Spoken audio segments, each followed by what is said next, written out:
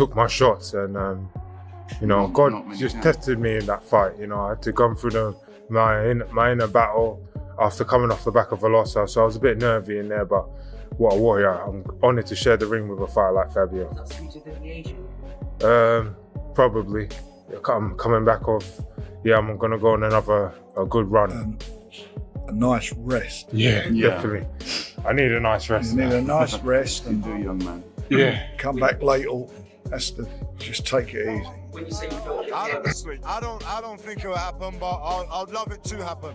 Take the torch, 100%. If I get the opportunity, of course, but I don't think, and there's no reason for him. What else, Frank? I think he's got to just let the dust settle. There's a lot of things happening in the next couple of months in the heavyweight division, and then we'll see.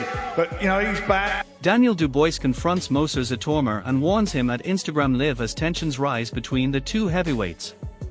Dubois calls him out directly, demanding a fight and making it clear that he is ready to settle things in the ring.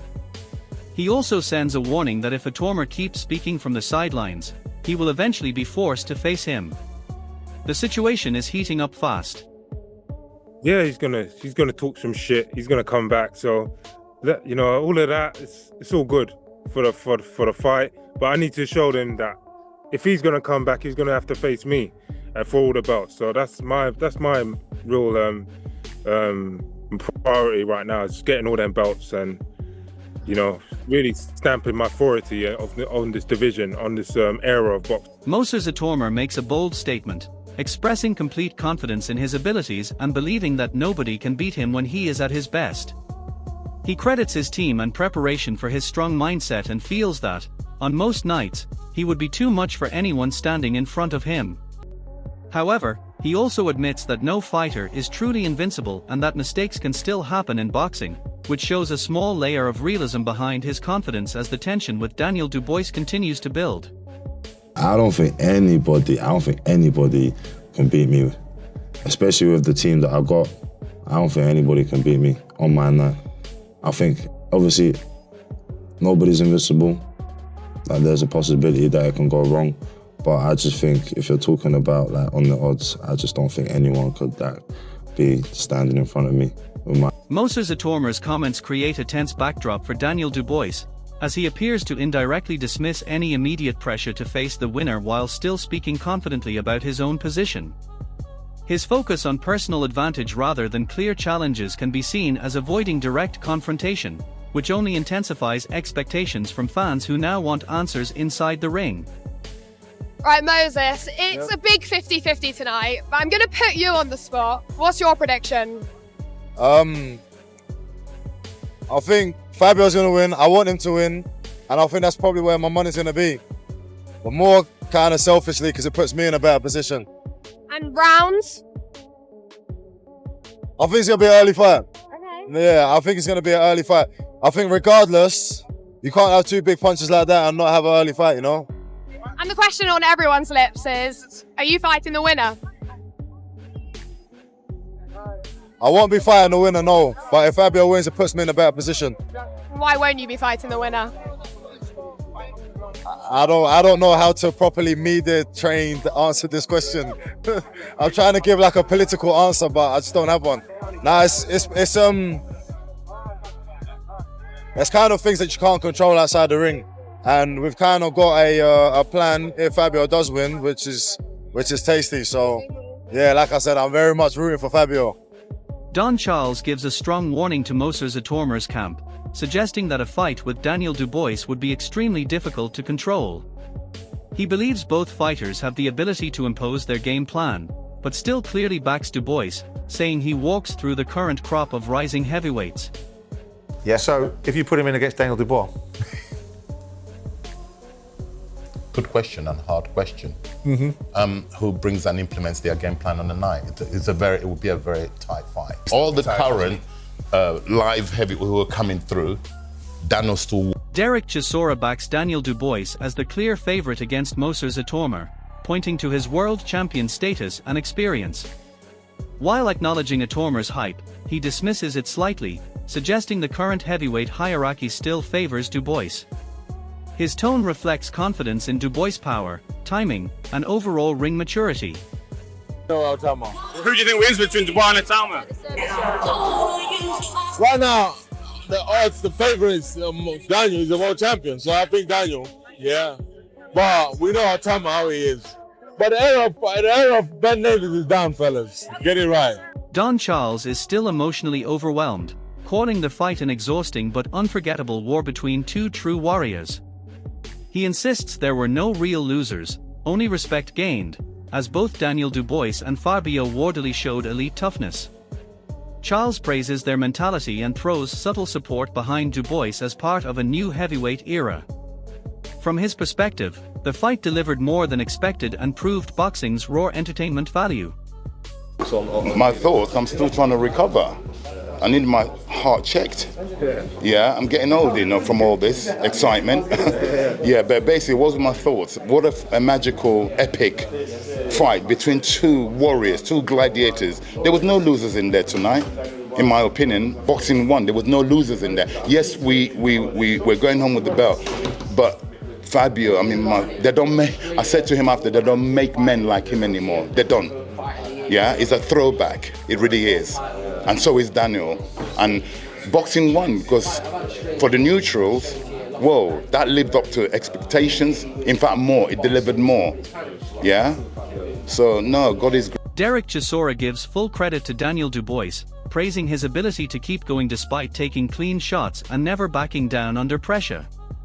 He highlights Dubois' persistence and finishing mentality, describing him as a fighter who broke Wardley down through sheer determination. Chisora also dismisses other heavyweight options, instead focusing on Dubois' dominance. From his perspective, this performance proves Dubois belongs at the top and deserves bigger fights moving forward. By Daniel Dubois and that. Daniel was fucking amazing. He was getting hit, but he was not quitting. He didn't have the quit in his eyes this day. You see, we wanted to win the fight. And he just fucking body gumshoe, carried on, mushed Fabio down, mushed him, and then at the end, he got his man. Do you think he gets a third fight with Usyk? No, I don't want to see him in the third fight with Usyk. I want him to defend the title, make some money, defend it, and then fight Usyk. What about Itauma? No, I don't want to see him with no Itauma. Who do you think wins between Dubois and Itauma?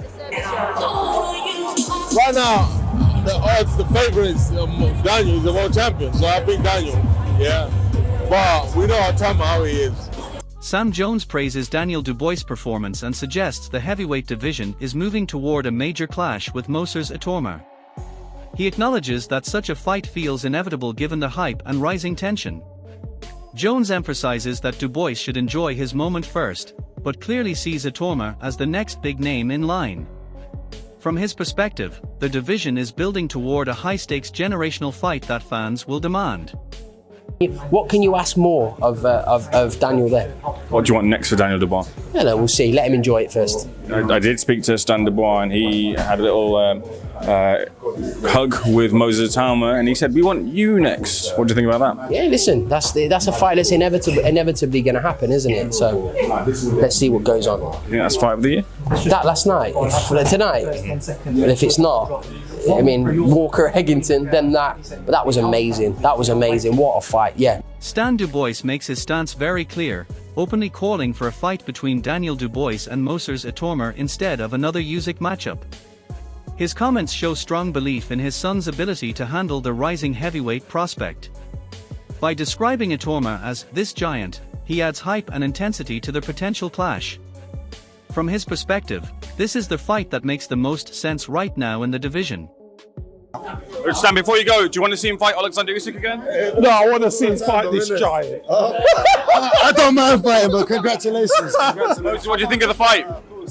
Daniel Dubois reflects on a hard-fought battle, describing it as a personal test where he had to overcome adversity and inner struggle. He shows respect for Fabio Wardley, calling him a strong opponent who pushed him deep into the fight. Dubois also emphasizes recovery and rest, suggesting he is preparing for another strong run after this war. From his perspective, resilience and patience are key to staying at the top. Took my shots and, you know, God just tested me in that fight. You know, I had to go through my inner battle after coming off the back of a loss. So I was a bit nervy in there, but what a warrior. I'm honoured to share the ring with a fighter like Fabio. Probably. I'm coming back off. Yeah, I'm gonna go on a good run. A nice rest. Yeah, definitely. I need a nice rest. You need a nice rest and do, young man. Yeah. Come back late. That's the just take it easy. Don Charles strongly backs Daniel Dubois in a potential clash with Moses Itauma, expressing full confidence in his fighter's ability to dominate the current heavyweight prospects. He suggests Dubois has the tools, experience, and game plan control to handle any rising contender. However, he also acknowledges the fight would be tactically challenging. From his perspective, Dubois stands above the new generation and is capable of walking through anyone in his path. So, if you put him in against Daniel Dubois?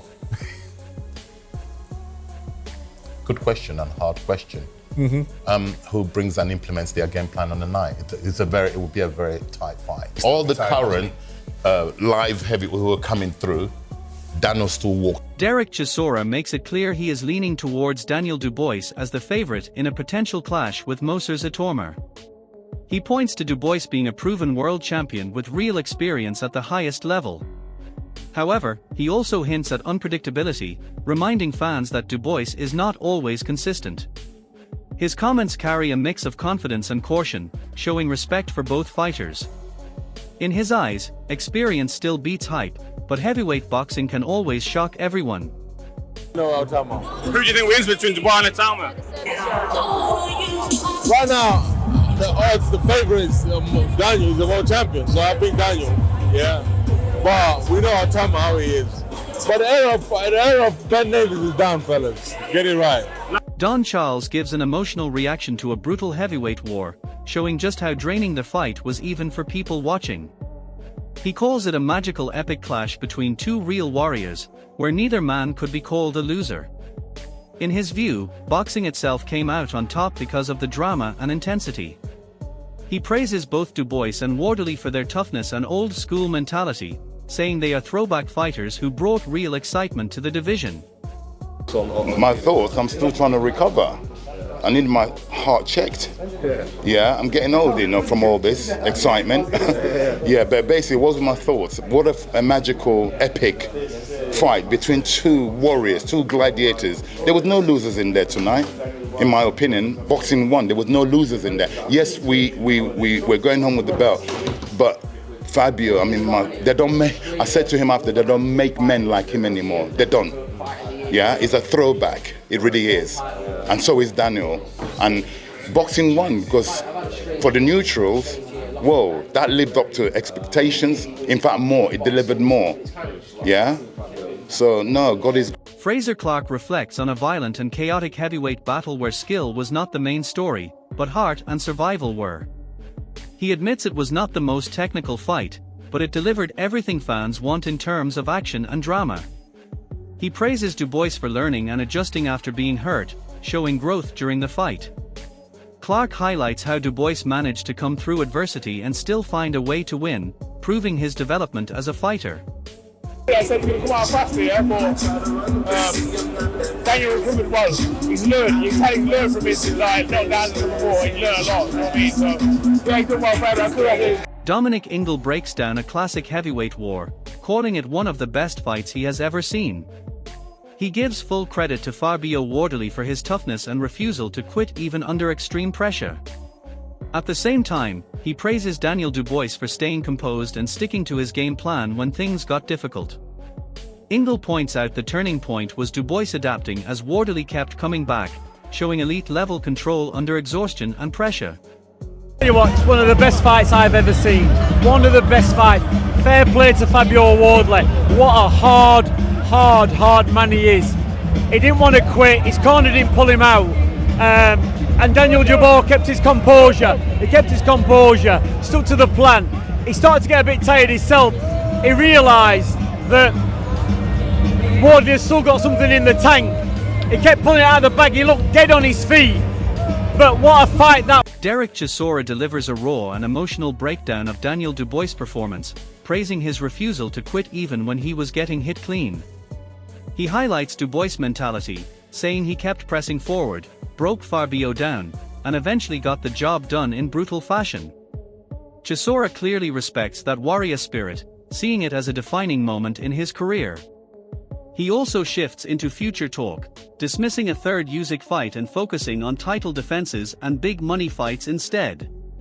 His tone shows full belief that Dubois belongs at the top, while also hinting at how dangerous and unpredictable he can be against anyone in the division moving forward.